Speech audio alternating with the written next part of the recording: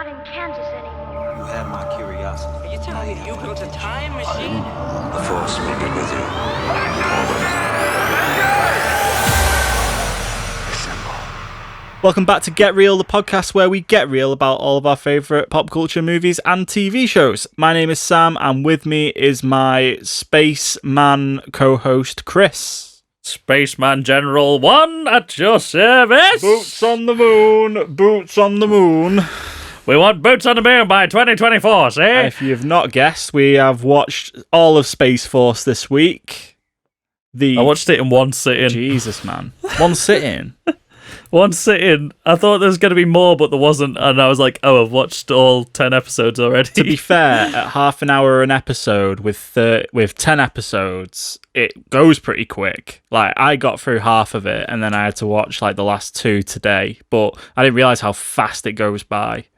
Other things that we got to talk about, Chris, because we can't just jump straight into the main topic, can we? We've got to do a little bit of news, and albeit there's actually news at the moment. Yeah. There's actually a little bit of news. And albeit there's not tons and tons of news, but there is more news than what news that we got last week's news, and news and news and news and news. Newsy news. First thing that I've got on our old news sheet, Chris, is Sonic gets a sequel. It's been announced that the Sonic sequel is in the works. Now, I didn't think this did well enough at the box office, really, to deserve a sequel, but I'm not sure what it did overseas. It probably went massive in Asia and stuff like that. Do you know what? I don't think you've seen this yet, have you? I've not watched Sonic. No, I've only just watched Detective Pikachu, Chris, so I've still got a bit of a way to go before I get to Sonic. Okay. Sonic was alright, you know? It was alright. It got better towards the end. I think they just need to get rid of James Marsden and his boring-ass character and just have Sonic and Eggman. And, spoilers for the post-credit scene, Tails appears. So clearly, when they were making this film, they were like, right, okay, we want to make more Sonic films and we want to introduce more Sonic characters. So if they're going to do that, then I'm fine with it. Everyone has to leave something on a cliffhanger these days, don't they? Just in the case. game is on. It's always got to have some sort of sequel bait at the end. Oh, the Sonic game is on. I've seen a mock-up poster of Sonic, Knuckles, and Tails, though, so I didn't know whether that was something, because I knew Tails was already at the end of Sonic 1, but I didn't realise whether it was like an official thing or not, but here we are. So, I think, if I remember rightly, at the beginning of the film, we see the same race that Knuckles is. Oh, that okay. Same sort of, like, that creature.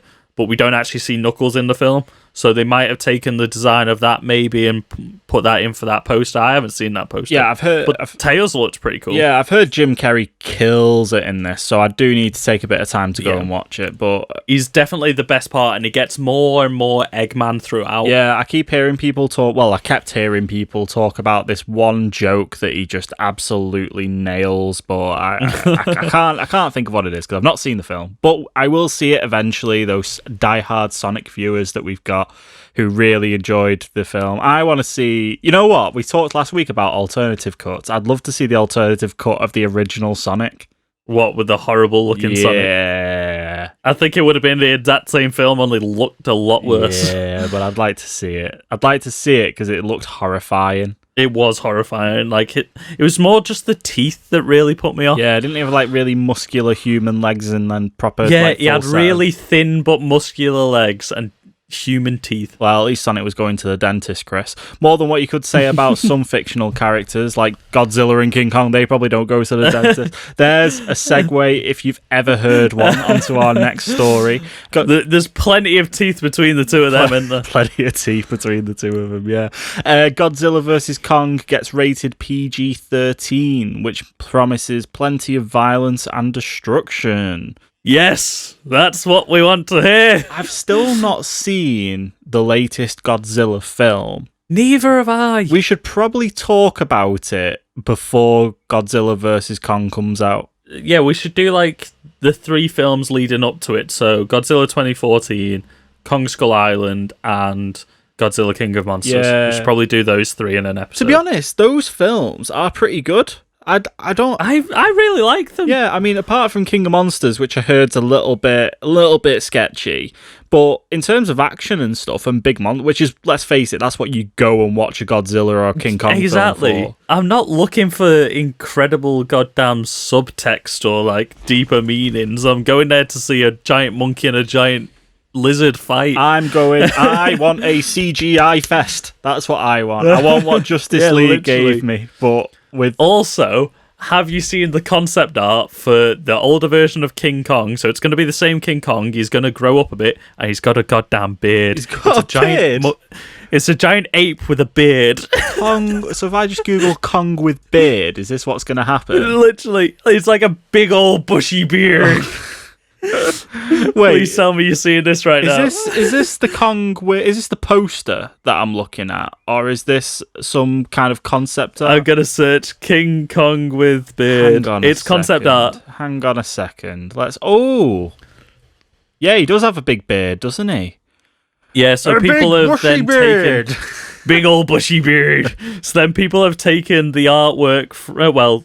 A still of him from Kong Skull Island and just photoshopped like Brian Blessed's beard on it. Jeez. You know what though? It probably does make sense. And how do you make a monkey look older and more aggressive and scary? You give him grey temples and you give him a big old bushy beard. You give him a long beard that's pointy at the end. I can't wait for it. Mate, he's got it looks like he's had like a claw down his eye and his pupils gone white as well. Like it's... Yeah, so... Ooh. He had scars on his face, but he got attacked by one of the creatures, didn't he? That's where the scars on his chest are from as well. He got attacked by one of the lizard things in Skull Island.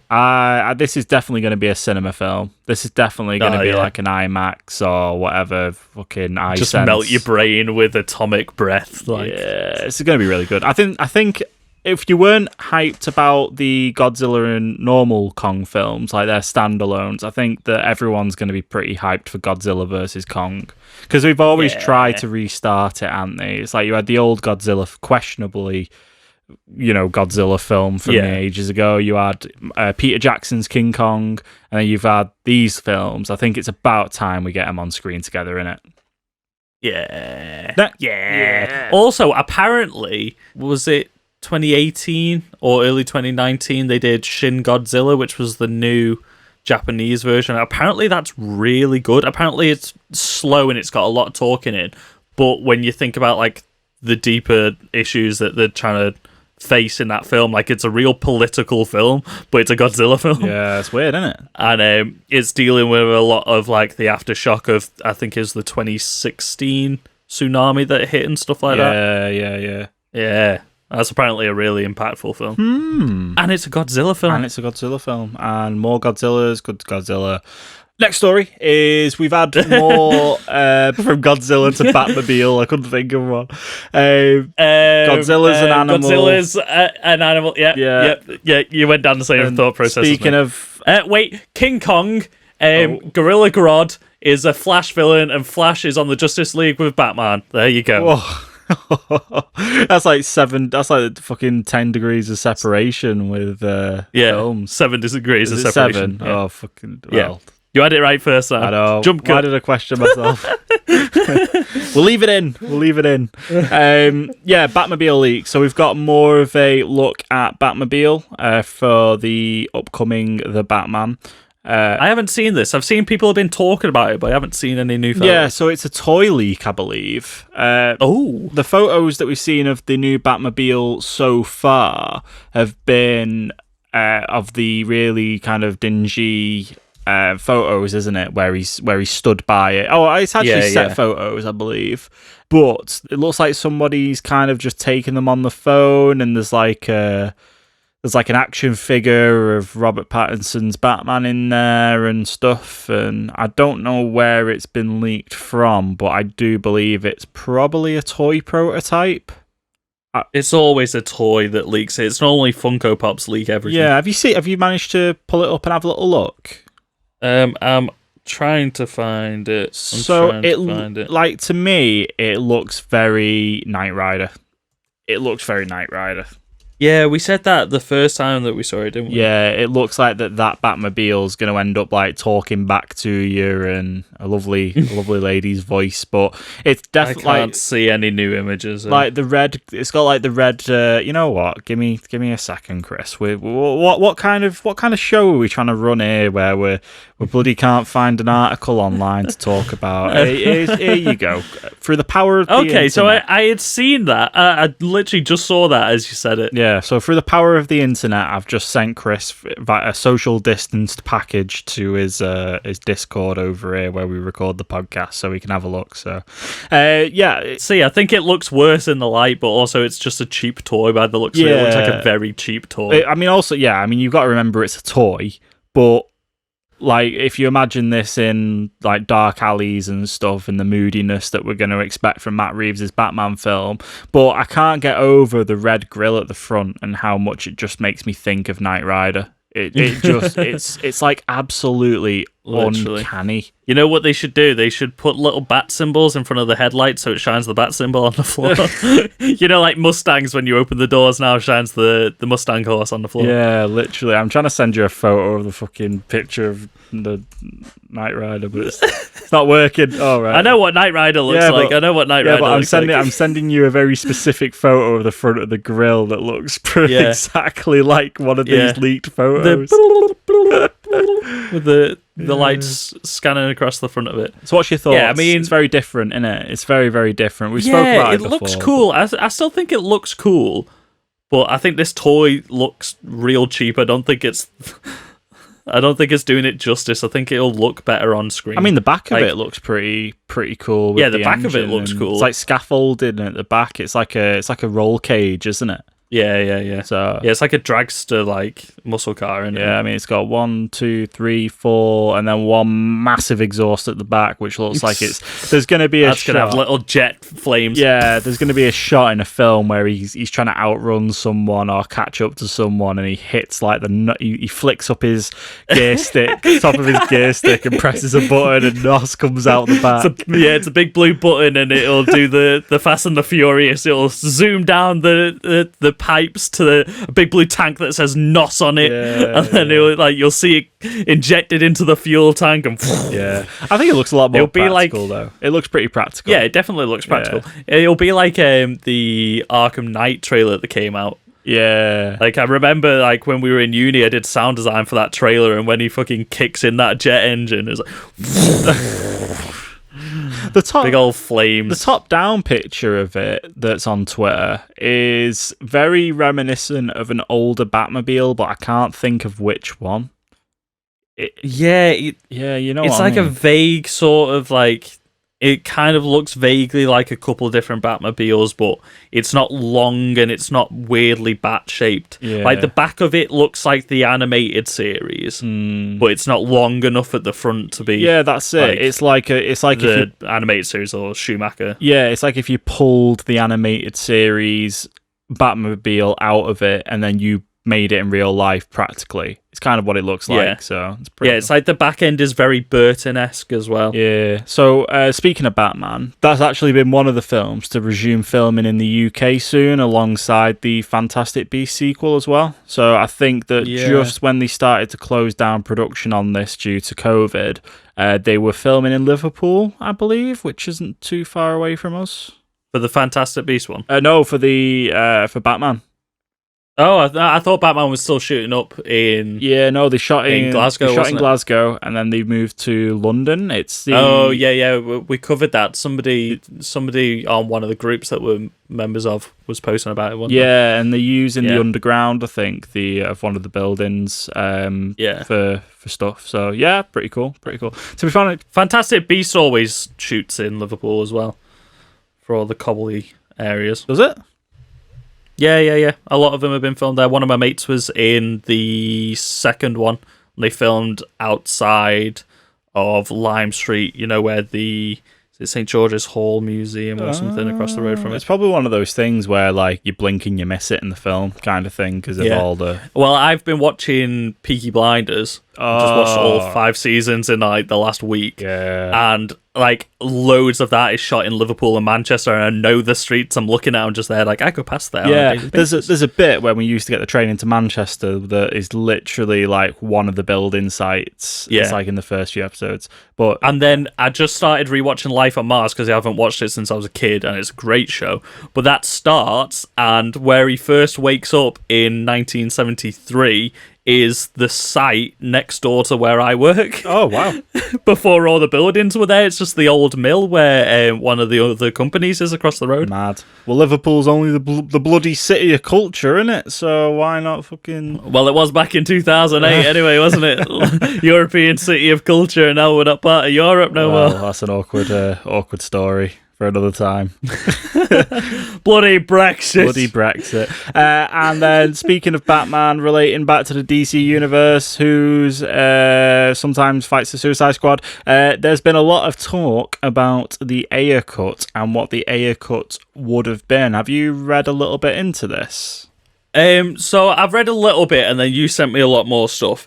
And I know I said the other day that I wasn't really interested in this, but now we're finding out more stuff, which kind of makes me a bit more interested in if we would ever see this. Yeah, I think it's a lot of the stuff Joker that Ayer's been saying, isn't it? So Ayer's been really vocal on Twitter about what this film should have been, and I think that's what's got us excited. So obviously we knew there was a lot more Joker stuff in there, but I thought it was mostly just flashback stuff, but apparently he was meant to be like part of like the big final confrontation and everything. He was meant to be like under like Enchantress's spell and all that, like working, trying to get Harley to join her and stuff, but Enchantress was then working for Steppenwolf and was under mind control of a mother box and stuff. Which, to be fair, sounds pretty out there when you've seen the film, but it would have probably made more sense going into Justice League anyway.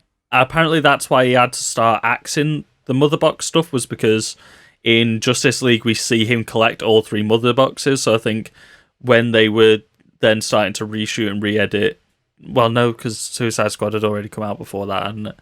But anyway, like they were clearly in talks that the mother boxes and Steppenwolf was going to be in Justice League more, so they just got rid of it completely from Suicide Squad. Yeah, they wanted the film to be... I think what it was is it came off the back of Batman versus Superman being so kind of grim and dark that they wanted to then not take that risk with Suicide Squad, which is why the trailers took like such a weird turn from the first trailer that you got to then bright colours and the soundtrack and the feel-good comedy side of it.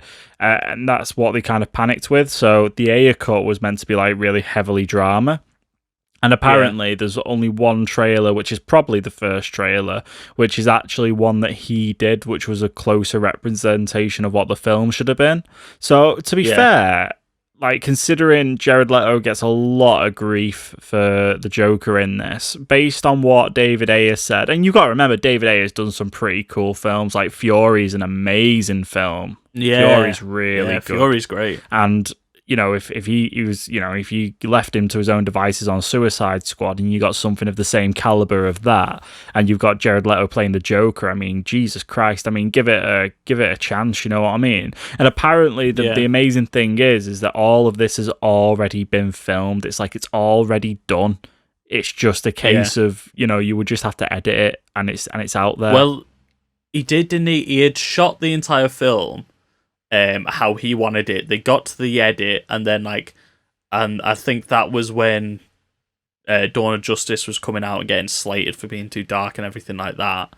So then they sent him for reshoots, and then the trailer got re-edited by the trailer company, and then they were like, "Oh, this is where we want to go with it." So the reshoots changed to be like more lighthearted and comedy and stuff like that, and then they re-edited the film, but got the trailer company to edit it instead of David Ayer. Yeah, it's like they did a good job on the trailer, so let them do the whole film. It's like, no, please, not quite. Don't give a 2.5-hour film to a bloody trailer company that do 3-minute videos. I know, but the only thing they're good at is, well, I don't want to absolutely slam them, but one thing that trailer companies are good at will be titles, which you get a lot of in Suicide Squad, so you can't really fault a title in the intro sequences, can you?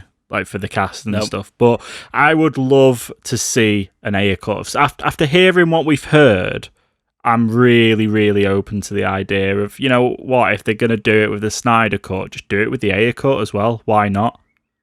Yeah. Why not? There's nothing to lose. I think There's nothing to lose apart from the reputation and that they made a terrible decision. I think because Justice League was like received better than Suicide Squad, but people still knew that it could have been better.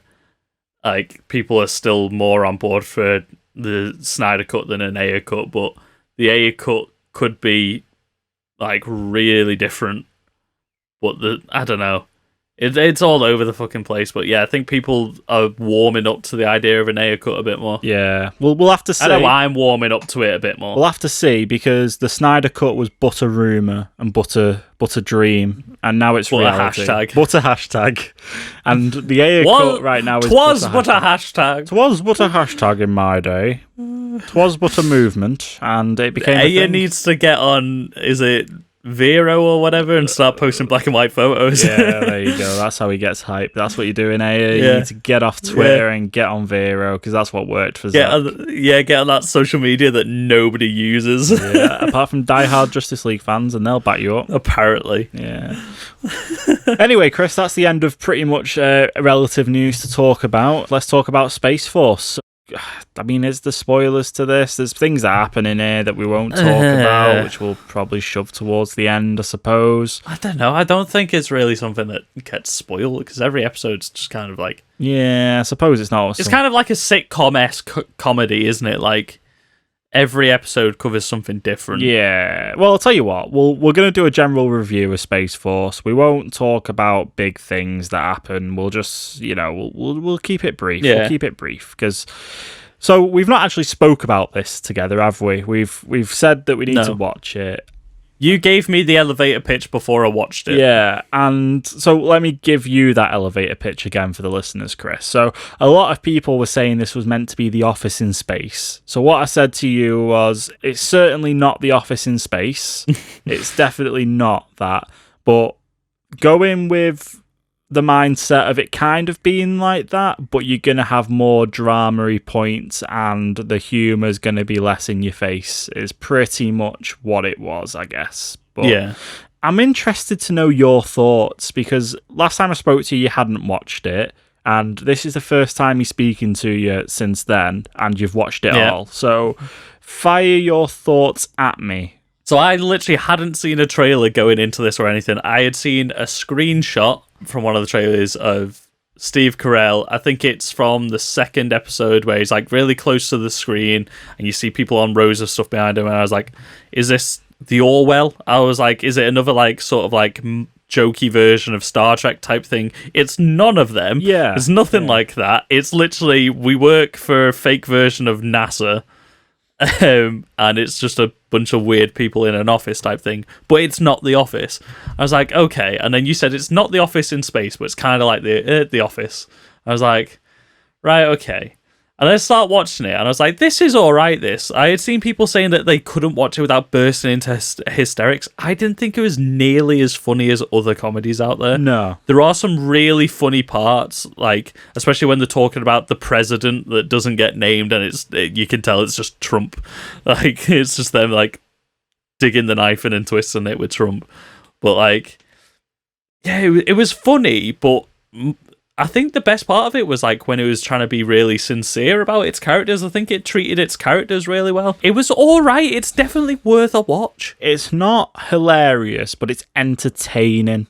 I think the jokes that you have between Steve Carell and John Malkovich, his character, I think those bits are probably pretty funny. And you've got some pretty funny characters on there as well. Got Brad, who's his receptionist, his subordinate, so to speak.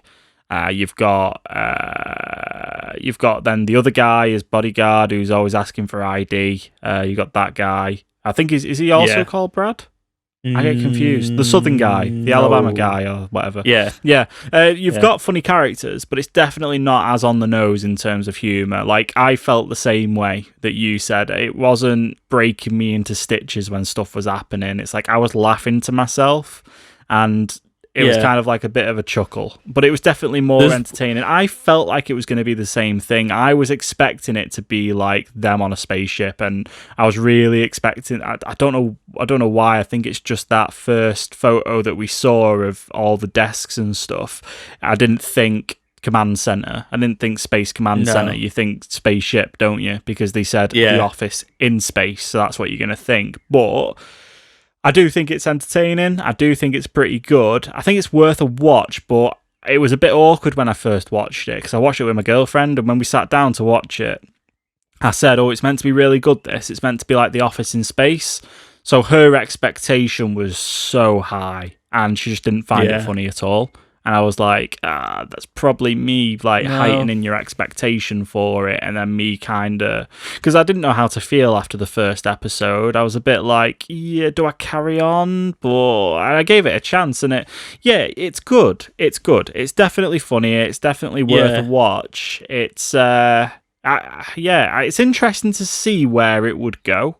Yeah, I stand by what I said. Like, it's more sincere than it is funny. Like, it has funny moments. There was one moment that I remember, like, really getting chuckled by something, and I was, like, in a fit of laughter, but that was, like, near the end of season 1, and it was just, like, one joke really got to me. I think it was just the delivery caught me, and, like, that was funny. Other than that, like, I wasn't really laughing that much. There was funny situations and stuff like that, like episode 2 with like the chimp astronaut and stuff like that. That was really good. And like stuff like that. Like, there are funny situations, but they're not like laugh out loud, but they always seem to have like a sincere undertone, like the one where he goes to the fake moon base and stuff like that. And like the relationships between characters is kind of why I'm watching it. Yeah, it's like you said, it's like there's a weird level of humour where it becomes memeable humour. You know what I mean? And it's not quite at that level, but it's somewhere below it. Yeah. Let me get my graph out and show you. This is the level where you can make memes, and this is the level where it doesn't justify a meme. Yeah, it felt like it was trying to like start in jokes, you know, like people like reference The Office and stuff like that. It felt like it was kind of like, this is a moment that people are going to reference, and it's like, it's not really though, is it? No. That's why I think like the sincere stuff works better. Like the dealing with a guy raising a child on his own. He's also like one of the highest guys in the military, so he's got a lot of pressure on him. You've got people's like expectations of their careers and like their livelihoods being at risk and stuff like that. And like you've got some really like deep introspective moments which are like really nice. They're the bits that I kind of watched it for. Yeah. I think the enjoyable humour in this, I think some of the good parts is where it does really heavily reference real life.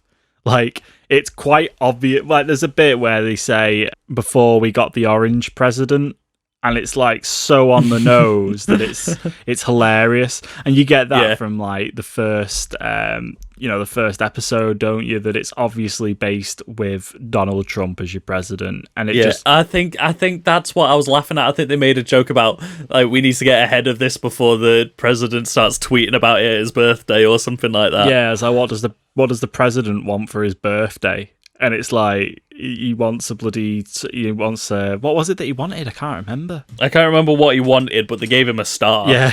And that's what he got. And the guy was like, you think the president wants a star? And then the president like tweets it out. And it's always like, the president's going to blow up on Twitter over this. And it's those bits that I found really funny, like really on the nose. Let's talk for a second. Let's talk cast, because I was really surprised about some of the cast that's shown up in this that were awesome. First of all, we've got to just like, take a moment. Fred Willard, absolutely, God bless his soul. Yeah. Passed away shortly after filming this, or during the filming of this. You can tell in this that he's not in a good way. Like, yeah, I think he is also acting that up a lot as well. Yeah. Like, he definitely looks frail in this, but I think he's acting more frail. I think that was like some of the funniest moments for me were his character, like he's just like not arsed, and his wife's there trying to be resuscitated on the other side of the room. And he's just there like, oh yeah, don't do this, don't do that. And like he's got like Alzheimer's type thing. Yeah. But like they play it quite funny. Yeah. His character's really good. You've got obviously Steve Carell he's pretty much Steve Carell in this, is what you can expect from him. Probably not as out there as what Michael Scott is in The Office, but he's somewhere running that line in the middle. Steve Carell does like the good bits... drama, man. He does really good drama. That's what I was about to say. Like, I feel like he learned something when he started to do like his more dramatic films. Like he did like Foxcatcher, and then he's done like The Big Short and he's stuff meant like to that. be really good in The Morning Show as well. The Morning Show. Is it? I can't remember the film now. With Timothée Chalamet, Beautiful Boy. Beautiful Boy. I wasn't sure whether it was Beautiful Boy or Pretty Boy or something like that. Yeah, Beautiful Boy. Like, I feel like he really brought what he learned from doing dramas into this. Like, this is sort of like, you know, when Michael Scott reappears at the end of The Office for the wedding. Yeah. It felt like that sort of character. Like, he had learned a lot from the drama, so he did the heavy stuff good, but then he could then lip sync to Coca Cabana, and it's really funny. Yeah, it's like that perfect line down the middle, isn't it? It's like a matured Michael Scott is what it is. Yeah. You've then got Ben Schwartz is in here. He's really good. Lisa Kudrow. I didn't realise she was in this, and I was like, oh my God, it's Phoebe from Friends. What's she in prison for? I know, what did she do? 10 episodes, and she's not getting out for 40 odd years. She did a serious crime. Everyone keeps referencing how serious a crime is. What did she do? It's absolute madness. Like, it's driving me insane. I was like, somebody's gonna like hint at it or something. Like, somebody's gonna tease it. What is it? It's like, just so like, whoa, she's in prison. Wait, what? Oh, we'll find out in a bit. It just jumps to 2 years later. In episode 1, it jumps to 2 years later, and then all of a sudden she's in prison. It's just hilarious. What? John Malkovich, he's good in this. I like his character. Yeah. Really like it. Yeah, I thought I was going to really hate his character, but like he ended up being probably my second favourite or favourite character in this. Mm-hmm. Yeah. Really, he's got a lot more depth to him. Really weird. He was was he in the film called 100 Years, or was that a trailer for a film that we'll never see? I don't understand. What was that? Have you never seen 100 Years? While we're on the topic of John Malkovich. No. So I don't think so. There's a film called 100 Years, which is an experimental science fiction film that he wrote. Robert Rodriguez is directing it. It got advertised in 2015, and it's scheduled for release on the 18th of November. Let me get this right. 2115, 100 years later. It's got music by Pharrell Williams in it.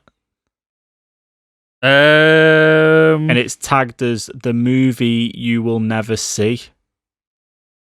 This is like some weird experimental fucking... Yeah, I feel like that's just like a Shia LaBeouf thought experiment. Jesus Christ. What?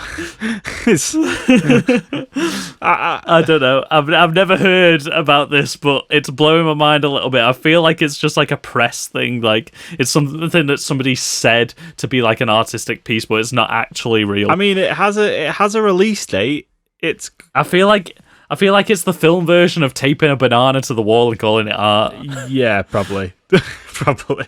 But yeah, John Malkovich's character playing the chief scientist is a very, very good pairing to Steve Carell. Really enjoyed that. You've then got some of the other big names. Noah Emmerich is playing one of the generals.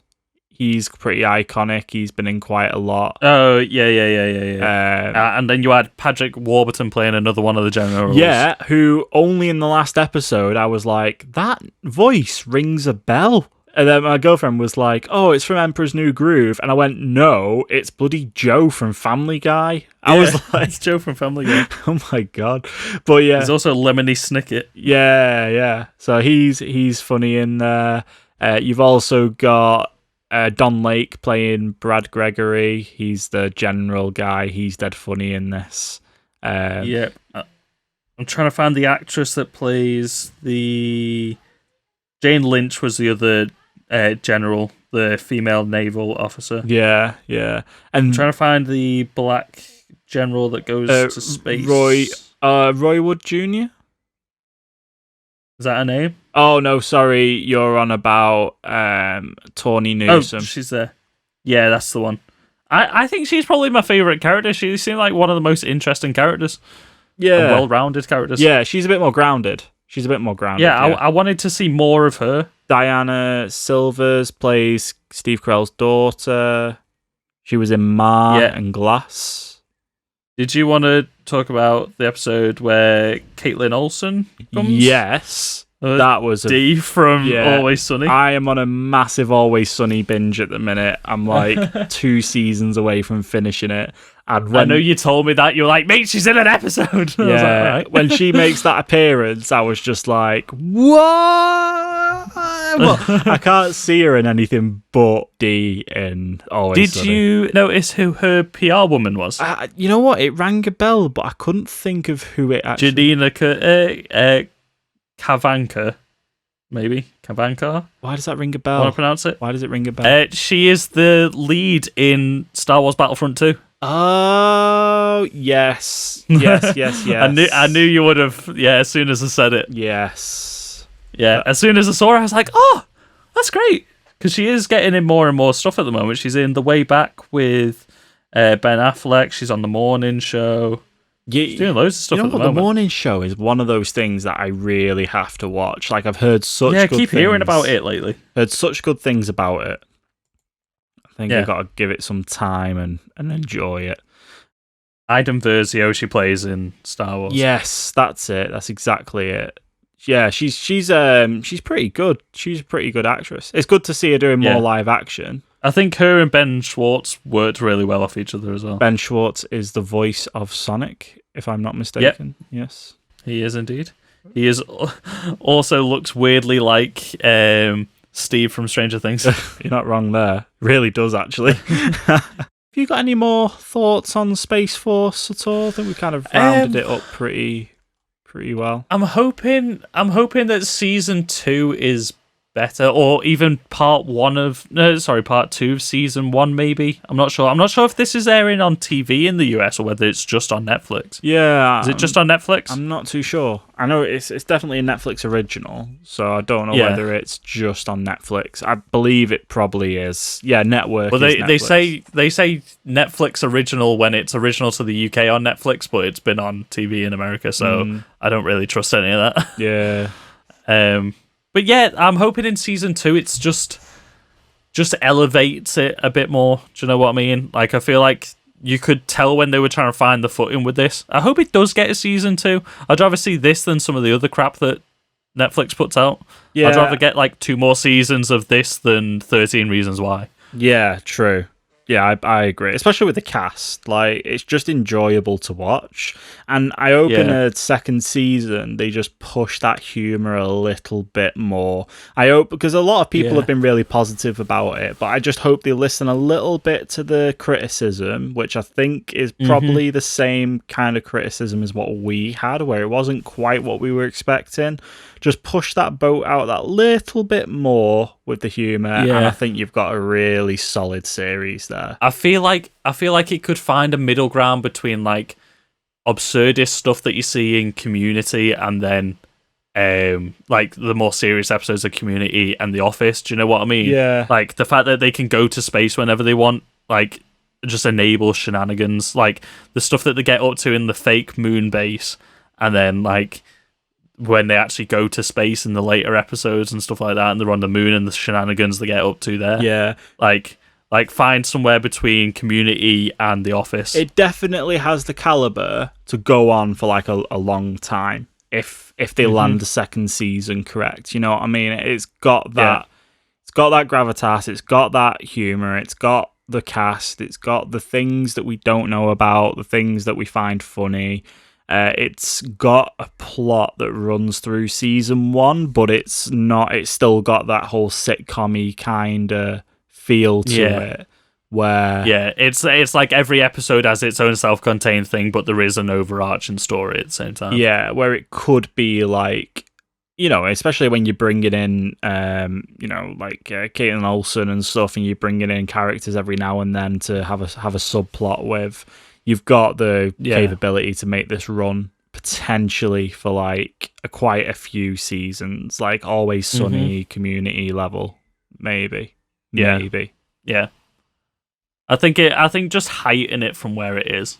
Yeah, defo. It's funny to think that it's definitely Space worth Force a is watch, actually even a if thing. you've just got it in the background. Yeah, Space Force is actually a thing as well, Chris. I didn't realise. I thought it was. I didn't realise it was. Thought actually it was a thing. just NASA and that was it.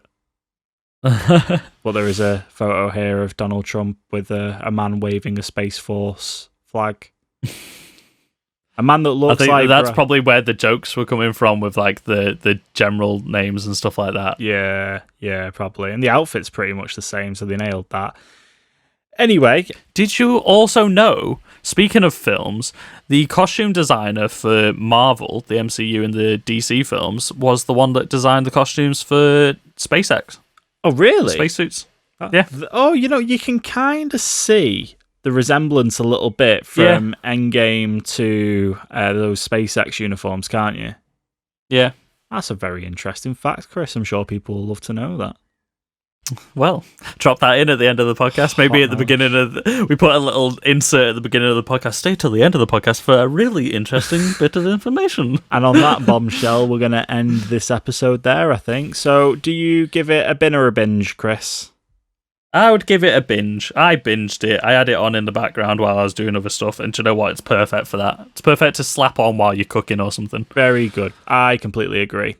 And you can check us out on Facebook, Twitter, Instagram at GetRealPod. You can send us an email, getrealpoduk@gmail.com. Let us know your thoughts on Space Force. Did you enjoy it? Did it live up to your expectations? How can people support the podcast, Chris?